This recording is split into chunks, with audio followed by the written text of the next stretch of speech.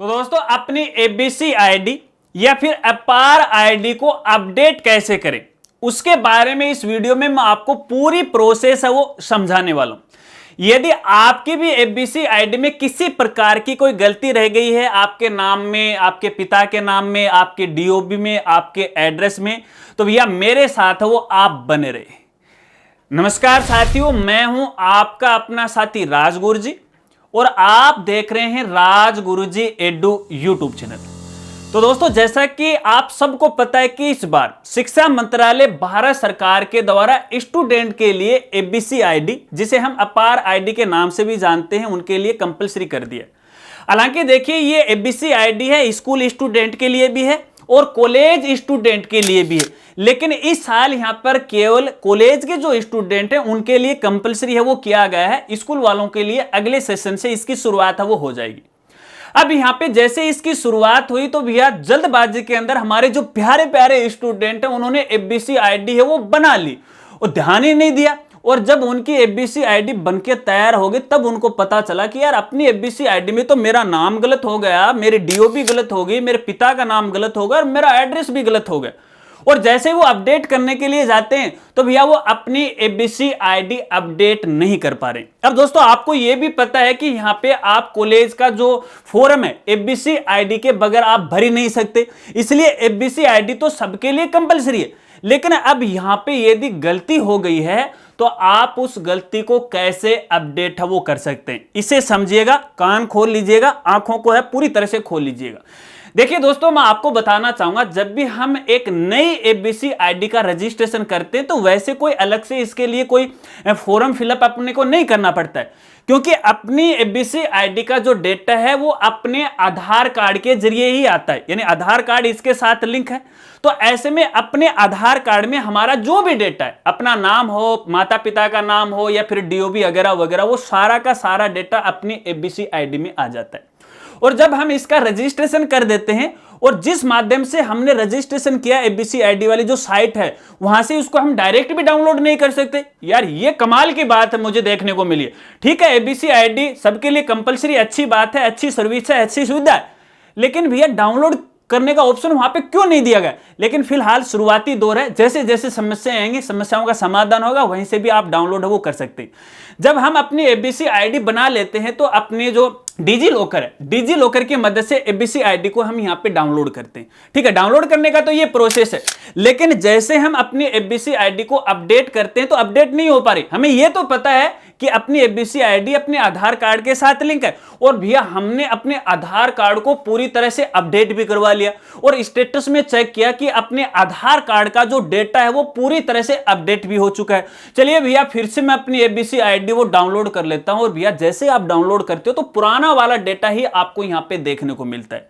तो दोस्तों यहां पे मैं आपको बताना चाहूंगा, यदि देखिए आपको अपनी एबीसी आईडी के अंदर अपडेट करना है तो सबसे पहले आपको अपना आधार कार्ड अपडेट करवाना पड़ता है। ठीक है, उसके बाद यानी आपके आधार पूरी तरह से अपडेट होने के बाद, देखिए समय है 7 से लेके 15 दिन का है वो लगता है, उसके तुरंत बाद है यहां पे आपका जो एबीसी आईडी है उसमें करेक्शन नहीं होता है।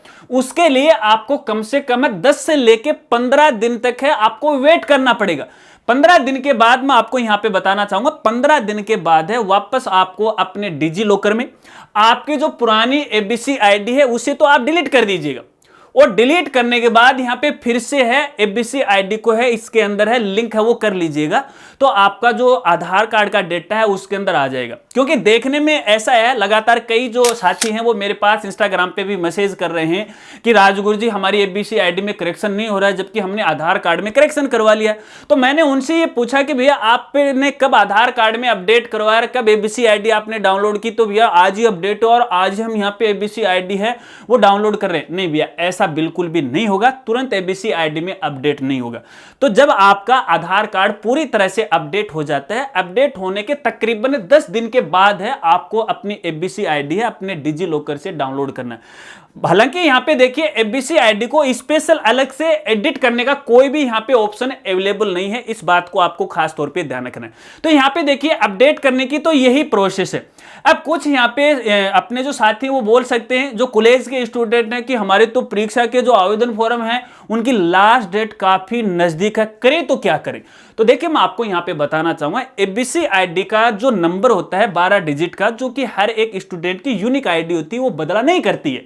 जिस प्रकार से आपका आधार कार्ड है, आधार कार्ड के नंबर नहीं बदलते हैं, चाहे आप अपने आधार कार्ड में कितनी बार भी अपडेट करवा दो, तो उसी प्रकार से आपकी एबीसी आईडी के नंबर तो एक जैसे ही रहने वाले। तो ऐसे में यदि आप किसी कॉलेज का एग्जाम का आवेदन फॉर्म भरने जा रहे हैं, तो आपको अपनी इसी एबीसी आईडी से आपको रजिस्ट्रेशन करना है। लेकिन देखिए शुरुआत के अंदर यहां पे अलग अलग जो यूनिवर्सिटी है, इसके अंदर आपको सुविधा दी गई है। यदि आपकी एबीसी आईडी में आपका नाम, पिता का नाम, डीओबी गलत है, तो जब आप उस यूनिवर्सिटी के एग्जाम फॉर्म के लिए रजिस्ट्रेशन करते हो, तो यहां पे आपको अपने नाम में, एड्रेस, पते में करेक्शन करने का आपको मौका दिया जा रहा है। तो वैसे भी आपको घबराने की आवश्यकता नहीं है, तो नो टेंशन है, आप आराम से अपना काम वो कर लीजिएगा। जैसे जैसे अपडेट होती जाएगी वैसे वैसे है आपकी एबीसीडी के अंदर डेटा वो अपडेट हो जाएगा। बस आपको करना ही इतना है, आधार कार्ड अपडेट करवाएगा, उसके बाद 10-15 दिन के बाद अपनी एबीसी आईडी को डाउनलोड कीजिएगा और अपनी एबीसी आईडी के जो नंबर है संबंधित कॉलेज में भी आपको देना। अगर आप रेगुलर स्टूडेंट हो तो कॉलेज में तो आपको देना ही देना, क्योंकि आपकी इसी एबीसी आईडी के साथ आपका जो क्रेडिट है वो लिंक होने वाला। जो भी आप एग्जाम दोगे ना, और एग्जाम के अंदर जो भी आपके नंबर आने वाले ना, इस बार ये है ना, ये 36%, 72% वाला ये मामला नहीं रहेगा। यहां पे केवल आपको क्रेडिट दिए जाएंगे। और क्रेडिट की सबसे बड़ी ये देखिए, हमें ये फायदा होगा जब आप किसी दूसरी यूनिवर्सिटी में चले जाओगे, कहीं दूसरे कॉलेज में चले जाओगे, तो माथाफोड़ी नहीं रहेगी। बस आपकी यूनिक आईडी वो डालेंगे कॉलेज वाले, आपका पूरा डेटा आ जाएगा। इस तरह से आपका फाइनल रिजल्ट है वो तैयार हो जाएगा। बस फाइनल में ये कहना चाहूंगा, यही प्रोसेस है। आशा रखता हूं कि शायद आप समझ गए।